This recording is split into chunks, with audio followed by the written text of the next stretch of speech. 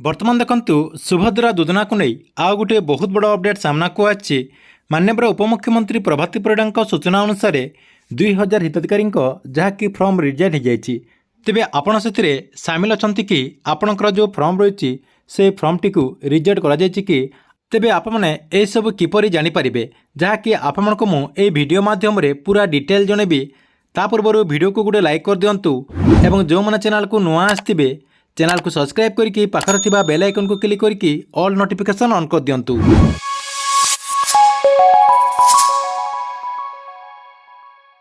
आपण मैंने समस्ते जानी रखु जे वर्तमान सुधा 72 लाख हिताधिकारी जहाँकि सुभद्रा योजना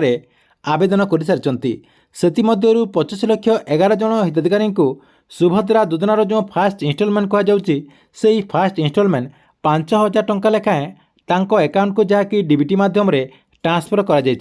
आउ यार भितर बाकी जो हिताधिकारी रही जाती से जो फर्म रही से फर्म टी राज्य सरकार जहाँकि एप्रुव कर सारी किंतु सेतिमध्यरु 2000 फर्म टी राज्य सरकार रिजेक्ट कर देचंते बोली माननीय उपमुख्यमंत्री प्रभाती परिड़ा निजे सूचना देचंती। या सहित आपने समस्ते जानी जे जेतेबेले आपने सुभद्रा योजना पाई आवेदन करथिले जहाँकि सुभद्रा योजनार जो फर्म रही से फर्म टी पूरण करथिले या सहित आपणक पाखर जो सीएससी सेंटर रही से सीएससी सेंटर रे जो आपने आवेदन कले आवेदन कलापर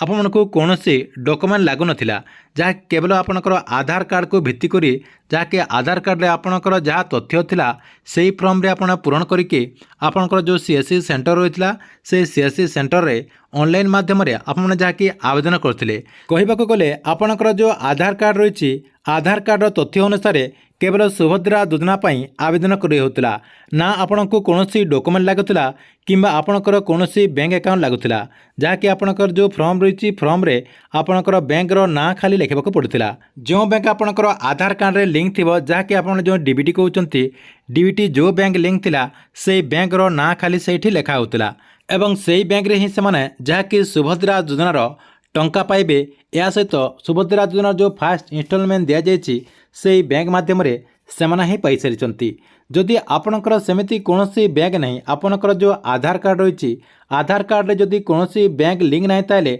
आपणकर जो फॉर्म रही आपन जो सुभद्रा योजना पाई आवेदन करते से फॉर्म टी जहाँकि रिजेक्ट करा जायछि बोली तथ्य रही कहीं सरकार तरफ ये जो टंका दि जाउछि जहाँकि सुभद्रा योजनार जो फास्ट इन्स्टॉलमेंट टंका दिगला डीबीटी माध्यम समस्त हिताधिकारी अकाउंट को जहाँकि टंकाटी ट्रांसफर करा जायछि। या सहित माननीय उपमुख्यमंत्री प्रथम कही आसुंती जे डीबीटी माध्यम ये टंकाटी ट्रांसफर करा जिवो जदि आपणकर कौन बैंक रे डीबीटी एक्टिव नथिबो ताले आपने सुभद्रा योजनार टंका पाई परिबे नाही एवं आपने जो सुभद्रा योजना पाई फॉर्म आवेदन करचंती आपणक फॉर्म टी रिजेक्ट कर दिया जिवो बोली माननीय उपमुख्यमंत्री प्रभाती परिड़ा सूचना देचंती। तेबे आपने केमिति जानि पारिबे आपणकर जो फॉर्म रही से फॉर्म टी रिजेक्ट हेछि कि नहीं। देखंतु आपने जेतेबेले भी सुभद्रा योजना पाई आवेदन कले आपणक पाखरे जो अंगनवाड़ी केन्द्र रही अंगनवाड़ी केन्द्र जो फॉर्म टी आणले फॉर्म टी को फिलअप कले फिलअप कला परे आपणक पाखरे जो सीएससी सेंटर रही से सीएससी सेंटर को जाइए आपन जो आवेदन कले आवेदन कर सारा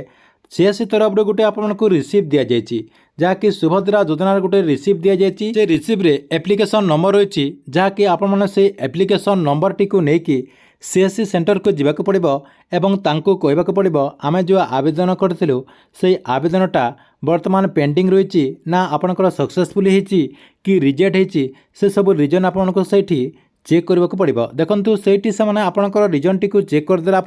से जना पड़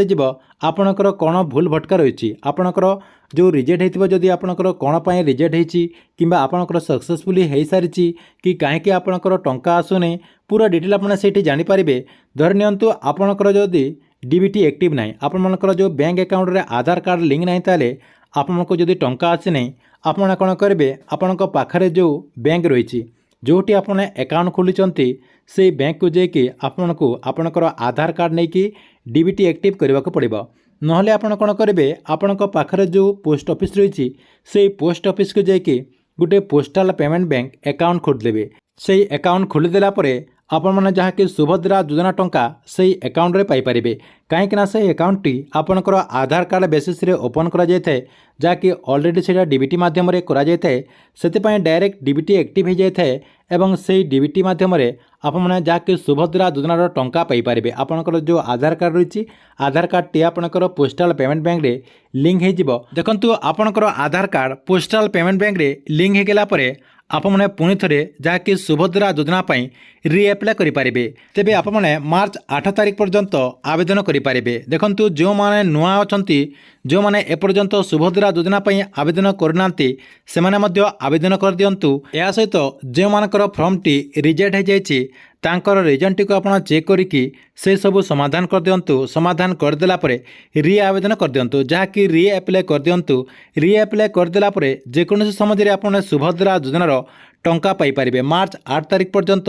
ଆପଣମାନେ ଆବେଦନ କରିପାରିବେ। ମାର୍ଚ୍ଚ 8 ତାରିଖ ଭିତରେ ଯାହାକି ସୁଭଦ୍ରା ଯୋଜନାର ପ୍ରଥମ କିସ୍ତିର ଟଙ୍କା ଆପଣମାନେ ପାଇପାରିବେ। ଠିକ୍ ଅଛି, ଏ ଥିଲା ସୁଭଦ୍ରା ଯୋଜନାକୁ ନେଇ ବହୁତ ବଡ଼ ଗୋଟେ ଅପଡେଟ୍। ଆପଣମାନଙ୍କୁ ଭିଡ଼ିଓ କେମିତି ଲାଗିଲା କମେଣ୍ଟ ବକ୍ସରେ ନିଶ୍ଚୟ ଗୋଟେ କମେଣ୍ଟ କରନ୍ତୁ ଏବଂ ଗଭର୍ଣ୍ଣମେଣ୍ଟର ଯେକୌଣସି ନୂଆ ଯୋଜନାର ଅପଡେଟ୍ ଆପଣ ସର୍ବପ୍ରଥମେ ଦେଖିବାକୁ ଚାହୁଁଥିଲେ ଏହି ଚ୍ୟାନେଲଟିକୁ ଆପଣ ରେଗୁଲାର ଦେଖୁଥାନ୍ତୁ। ଏହା ସହିତ ଯେଉଁମାନେ ଆମର ଯେଉଁ ଟେଲିଗ୍ରାମ ଚ୍ୟାନେଲ ରହିଛି, ଟେଲିଗ୍ରାମ ଚ୍ୟାନେଲରେ ଜଏନ୍ ହୋଇନାହିଁ, ସେମାନେ ଅତି ଜଲ୍ଦି ଟେଲିଗ୍ରାମ ଚ୍ୟାନେଲରେ ଜଏନ୍ ହୋଇଯାଆନ୍ତୁ। ଯାହାକି ଆପଣଙ୍କୁ ମୁଁ ଏହି ଭିଡ଼ିଓ ଡେସ୍କ୍ରିପ୍ସନରେ ସେହି ଟେଲିଗ୍ରାମ ଚ୍ୟାନେଲର ଲିଙ୍କ୍ ଦେଇଦେଇଛି, ଯାହାକି ସେହି ଟେଲିଗ୍ରାମ ଚ୍ୟାନେଲରେ ଆପଣମାନେ ଜଏନ୍ ହୋଇପାରିବେ ଏବଂ ଆପଣଙ୍କର ଯାହା ବି ପ୍ରଶ୍ନ ରହିଛି ସେହି ଟେଲିଗ୍ରାମ ଚ୍ୟାନେଲରେ ପର୍ସନାଲ ପ୍ରଶ୍ନ ଆପଣମାନେ ପଚାରିପାରିବେ।